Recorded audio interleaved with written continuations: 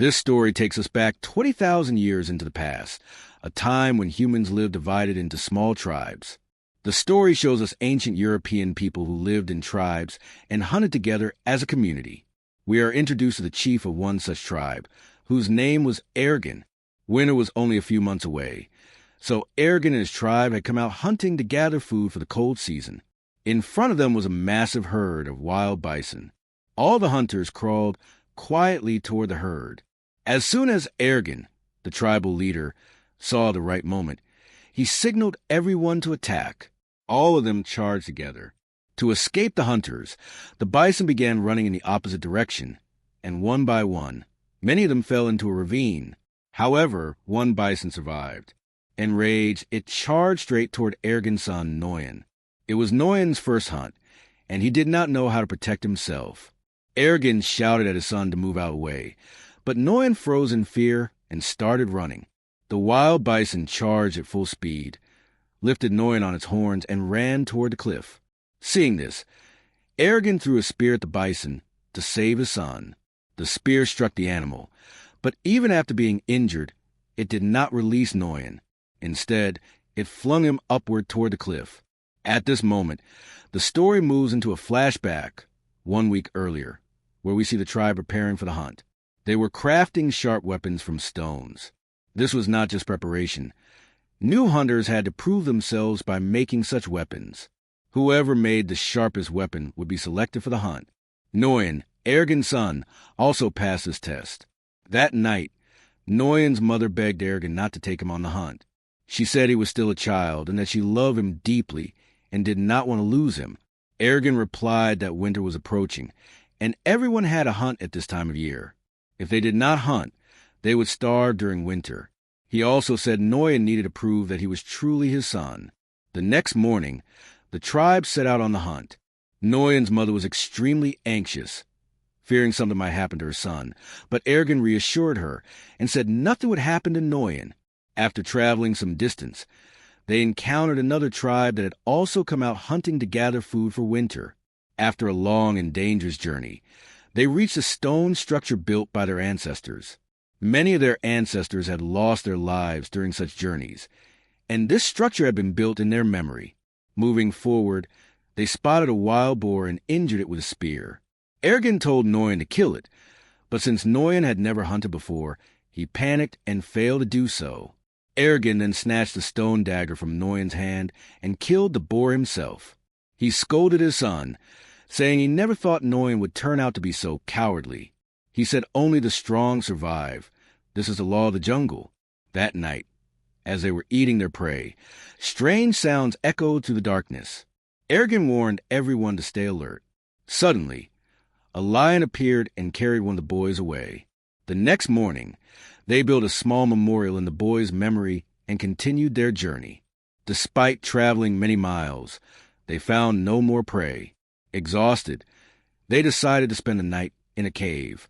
There, Ergen drew star tattoos on Noyan's arm and told him that these stars would guide him at night. As long as he followed them, he would always find his way home. It was essentially a map to help anyone who got lost during a hunt. The next morning, they once again set out in search of prey and discovered footprints of wild bison. Everyone was thrilled. They began hunting the bison, and this brings us back to the moment when a bison threw Noyan off the cliff. The story returns to the present. Noyan falls from the cliff, but manages to grab onto a rock and hangs there. Ergen rushes to him and tells him not to lose hope, promising to save him. Suddenly, the rock breaks. Noyan tumbles down, hitting the rocks, and lands on a narrow ledge between the cliffs. Ergen tries to go after him, but the tribe stops him. They say there is no way down, and that Noyan is gone. They cannot afford to lose their chief, whose duty is to protect them and lead them home. Ergen refuses to listen and stays by the cliff all night, calling out to his son. By morning, when Noyan does not return, the tribe builds a small stone memorial in his memory and heads back home with the hunted meat. Sometime after they leave, a vulture lands near Noyan and begins pecking at him. Before it can eat him, Noyan opens his eyes, scares the vulture away, and calls out for his father, but no one responds. He realizes everyone has left and that no one is coming to help him. He refuses to give up. He tries to climb the cliff, but cannot go very far. Below him is a deep ravine. Soon, heavy rain begins, and the ravine slowly turns into a river. Nguyen understands that if he wants to survive, he must jump. When he realizes the water has become deep enough, he leaps in. Upon hitting the water, he loses consciousness. The next day, he wakes up in a different place. He survived the fall, but his leg is badly injured. He binds it with wooden sticks so he can walk. When he returns to the cliff, he sees a memorial built for him and breaks down in tears. He realizes that his father and tribe believe he is dead. Suddenly, he hears strange noises nearby and climbs a tree to protect himself, spending an entire night on a dry tree. The next morning, while drinking water, he sees a pack of wolves charging toward him. Some wolves attack, and as Nguyen runs back toward the tree, one wolf bites his leg. He stabs the wolf with his knife, injuring it, and climbs the tree. The wolves wait all night, but by morning they leave. Only the injured wolf remains. Nguyen makes a spear and goes to kill it, but at the last moment, he feels compassion and decides not to. He binds the wolf's mouth and carries it to the cave where he once stayed with his tribe. The next morning, he searches for herbs, grinds them, and applies them to his injured leg. While drinking water, he notices the wolf has freed itself. At first, he panics, but then calmly offers it water. The wolf hesitates but drinks. Nguyen applies the herbs to the wolf's wounds and shares the insects he eats. Slowly, a bond forms between them. Before evening, Nguyen hunts a rabbit, cooks it over a fire, and shares some with the wolf. Both are badly injured, so they remain in the cave for several days. One night, Nguyen looks at the star tattoos his father made and sees those stars in the sky. He decides he must return home to his parents. He tells the wolf to return to its pack. The next morning, he prepares for the journey and leaves, but the wolf, whom he names Alpha, follows him. No matter how many times Nguyen tries to chase Alpha away, the wolf does not leave. Alpha has grown attached to him because Nguyen saved his life. At that moment, Alpha notices a sound. He tries to hunt but fails. Nguyen realizes that the wolf is hungry, so he gives it the food he had saved for himself. This is the first time Alpha eats from Nguyen's hands. From this moment on, the two become friends. After that, Alpha hunts a rabbit, which they eat together, and they sleep side by side that night. The next morning, Alpha wakes Nguyen by licking his face. As soon as Nguyen wakes up, he jokingly says that Alpha smells terrible and playfully pushes him into the river. Both of them bathe in the river, and Alpha even catches a fish for food. After this, Nguyen continues his journey. At night, the two sit beside a fire when Alpha senses something. Soon more wolves appear. Alpha walks toward them. It is her family. Nguyen understands and tells Alpha that she should go with her family, and the wolf leaves with the pack. The next morning, Nguyen sets out again. The cold has intensified. Snow is falling everywhere, and Nguyen keeps moving forward through the snow. From a distance, he sees wolves feeding on a dead animal, and Alpha is among them. However, the other wolves do not allow Alpha to eat. Nguyen recognizes her and runs toward her. While running, the ice suddenly breaks beneath him, and he falls in. It is a frozen lake.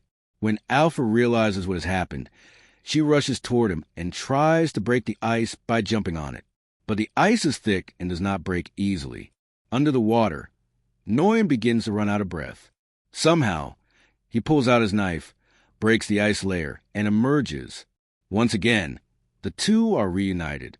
To protect himself from the cold, Nguyen quickly lights a fire, removes his wet clothes, and warms his body. The next morning, with Alpha by his side, Nguyen continues his journey. A little farther ahead, he sees a man and feels overjoyed. But when he gets closer, he realizes the man has frozen to death. This deeply saddens him. Nguyen enters the man's tent but finds nothing useful. He then takes the man's bow and arrows and moves on. Soon, he notices hyenas chasing them. To save their lives, both run and hide inside a cave. They escape the hyenas, but unknowingly enter the lair of a far more dangerous animal, a black panther. The black panther attacks Nguyen, but before it can reach him, Alpha leaps at it.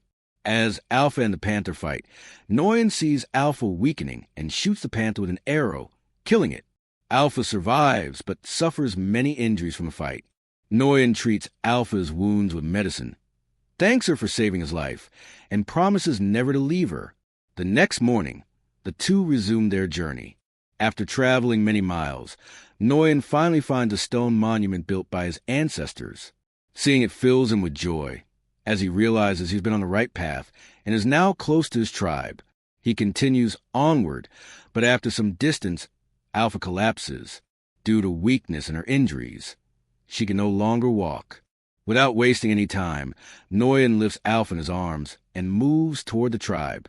A fierce snowstorm rages on, and Nguyen has been traveling for weeks. He is exhausted, and every step is difficult, but he does not give up. Slowly and steadily, he moves forward.